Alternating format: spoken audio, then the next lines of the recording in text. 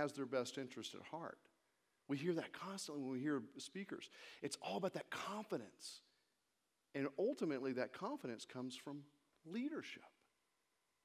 Do me a real quick favor. Just choose somebody right next to you. One of you, doesn't matter which one, make a fist. And the other, she's like, you go do it. Now, nobody punch each other.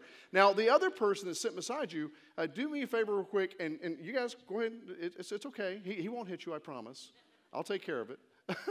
Now, take that fist, and the other person that's sitting beside you, try to open that fist. Just really try to open it. Now, okay. Now, see people getting ready to start dotting each other's eye. Hold off, okay? Now, and he's like, you will not get my fist open. Now, the idea is, first of all, when we are dealing with the leadership opportunity, and I'm real quick, I'm going to borrow you 1 second. Now, could you just do me a favor and open your fist real quick? And then, what just happened? And it's your name, I'm sorry. I didn't see you. Oh, it's blank. I was like, I'm not going to tell him anything. What just happened? I was able to open her hand without resistance. Now, before, when you were trying to open that fist, what was happening? Huge, right? I mean, because then, and I saw him do it. He was going, he started strengthening the hand. Next thing you know, blood started to recirculate out of his hand. I was like, dude, man, you're scaring me, and I'm a military guy. I've been in combat. With customers and with followers and with opportunities with everybody we deal with, it's about the pulling of information, the pulling, the asking, the requesting, the consensus of opportunity. Oftentimes what we've seen in leadership, again, whether it be with a leadership team, you be a senior person, whether you be a customer, whether you wind up working with a sales force, we think that leadership has to be about the force involved. That right there is an indication that force only begets what? More force. And people become resistant. They start to pull away. They start to get afraid. They start to get angry. And instead, we can bring them to a level of acceptance. That's leadership. And society has dictated that leadership has to be, I'm going to yell at you. I'm going to screw you up. I'm going to mess with you. Drop, give me 20, you worm. That's not what it's about. It's about bringing people to the next level. Now, really quick again, some of you may have seen this before, so don't give it away. Do me a favor, make a quick circle with your fingers, your thumb and your finger, like this, your forefinger. And everybody look up here real quick, hold it kind of high so I can see the circle.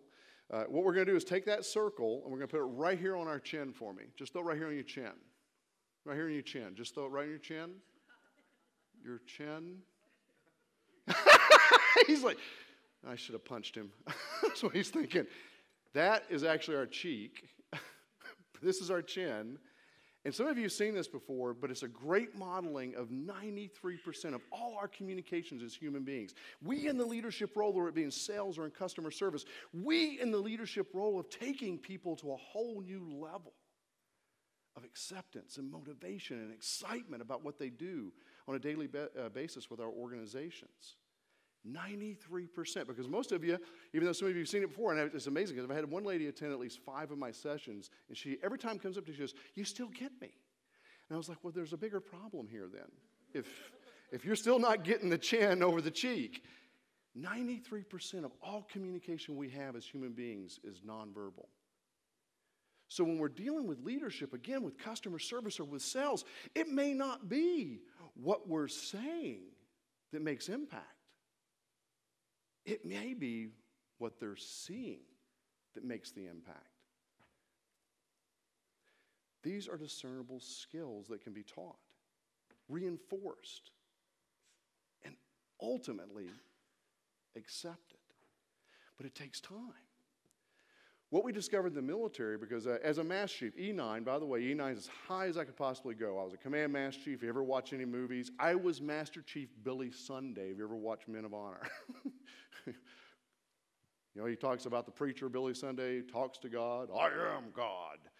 It's kind of a power trip. Last weekend, I got a chance to go to Great Lakes, Illinois, and I got to be at my daughter's graduation in boot camp. She's a young sailor now down in San Antonio going through corpsman school. I couldn't have been prouder. And what I saw in her, because she got honor recruit when she came out of the graduation, and I asked her, I said, sweetheart, I said, Dad's proud.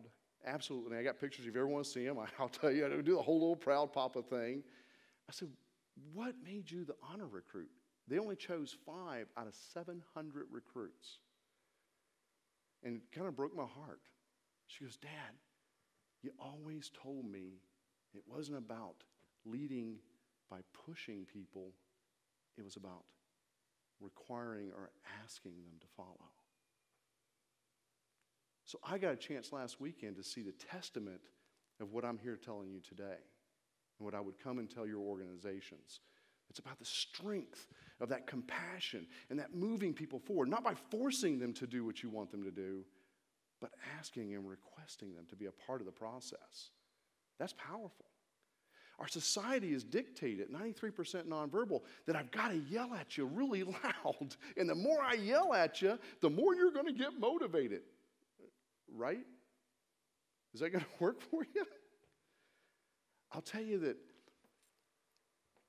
on board my last ship, it was the USS Blue Ridge out of Yokosuka, Japan. It was a flagship for the Fifth Fleet. I was already a Master Chief. I was in charge. I was called a Command Master Chief. I had about 2,000 sailors, soldiers, and Marines that worked for me. I had this one commander in 2005. She was, without a doubt, bar none, one of the best leaders I've ever had a chance to work for. Now, the tragedy about this is that she was not that forceful leader.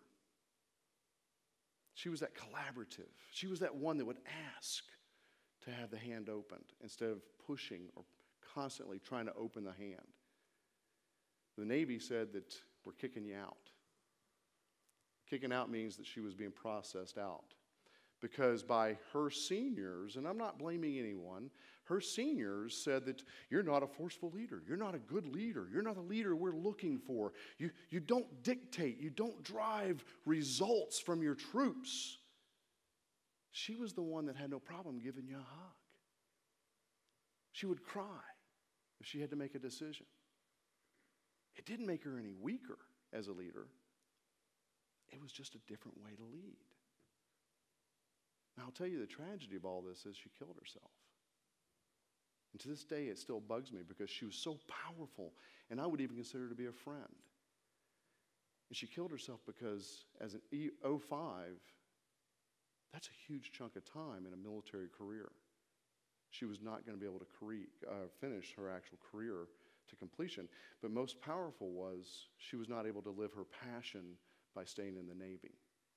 So I kind of started going on this campaign. I retired in 2003. They call it retirement in the military. It's more career transition. What was I going to do at 38? Come on.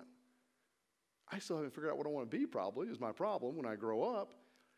But I started to realize, just like with the animal kingdom, what we see, and I'm producing this book called Ferdinand Factor, is that collaborative leadership is so powerful.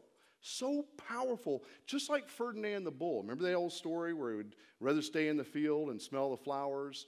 And they tried to bring him in because he was this huge animal, this beast. And they tried to make him fight, and he wouldn't fight.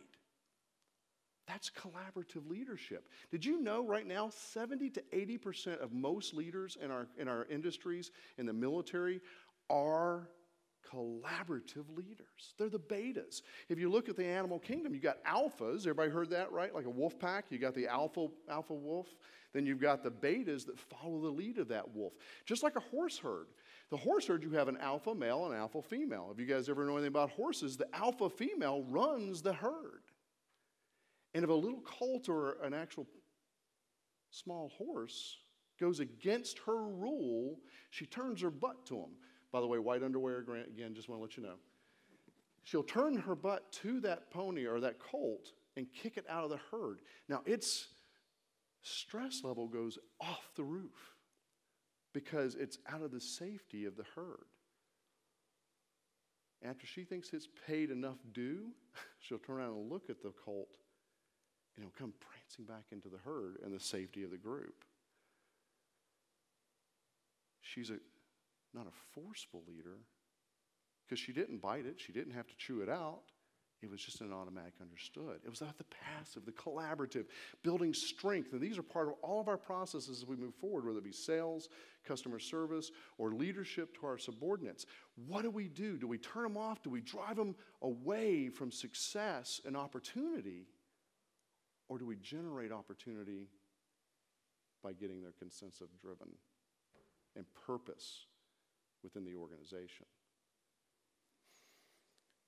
Thank you so much for allowing me to speak to you for a little bit, and most of all to show off my bling. Julie is phenomenal. Right before we go, and I'm still on my timing here, if John from Quick Trip, who's John from? Come on up here, John. John's like, oh no, I done it now. In the military, you have what's called a challenge coin. Challenge coins were created, and I'll tell you a little more about this during lunch because we're going to do another one during lunch as a giveaway. What it was during Vietnam and Korea, they were actually carrying around a last bullet. Now, I can only assume, I wasn't there, but I can only assume it was just in case everything else went wrong, right? Well, the military folks were walking around with this, and they would go to these bars or whatever, and if they didn't have their bullet, they would throw it on the table like that, and if they didn't have their bullet, they had to pay a round or whatever it would be of the group that was present if someone didn't have the last bullet. Now, what happened was it started getting out of hand because they started bringing grenades, mortar shells, and then it started getting bigger is better, right? Well, somebody finally said when they started bringing actual tank shells, they said, okay, let's create challenge coins, and we'll make sure all the units have these.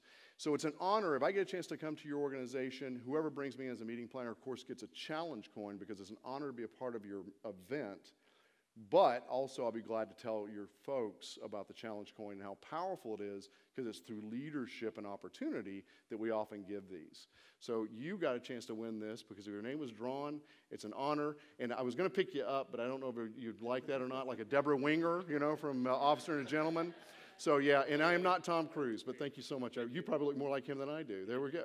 Thank you, John. I appreciate it. It's an honor.